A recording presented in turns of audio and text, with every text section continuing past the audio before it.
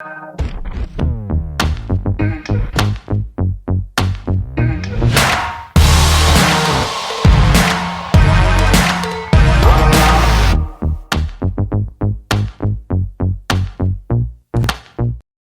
guys, it's Dr. KECK at the Sports Pod. Today I'm talking about the difference between core stability and core strength.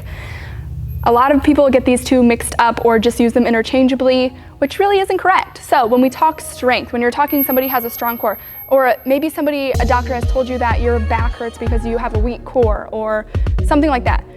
Maybe, but probably not. So what's the difference here? So when we're talking core strength, so maybe you have a 6-pack of abs or an 8-pack of abs that shows, and awesome, that's great, but how stable is your core? That's what I'm talking about. So first thing I want to talk about is, what is the core?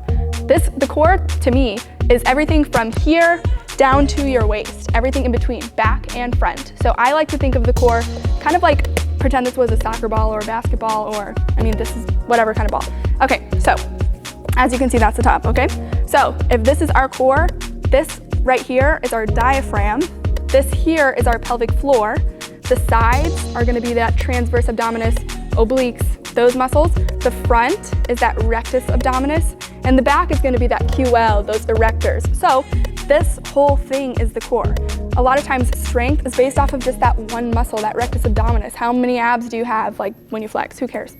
So what I'm going to talk about here is stability. So how do you create stability? Air. Think about a tire.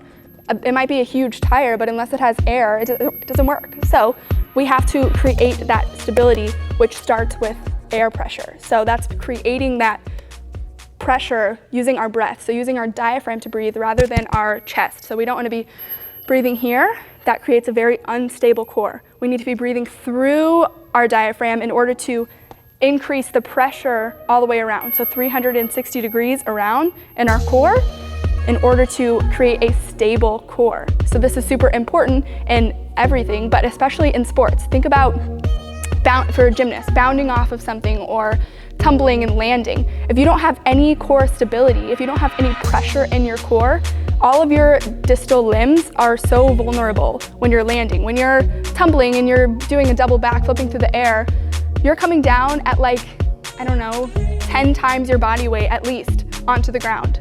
So if you don't have that core stability, think about how much damage is being done through your body, through your limbs, through your feet, your ankles. Same thing with volleyball players when you go up to spike and you're coming down on those ankles. If you don't have that core stability, all of your limbs are taking the hit on that. So this is why core stability is so super important. So if you have questions about this, if you want to know more about this or how to really be able to increase that core stability, you can find us on Instagram at TheSportsPod, or you can find us on the web at www.thesportspod.co.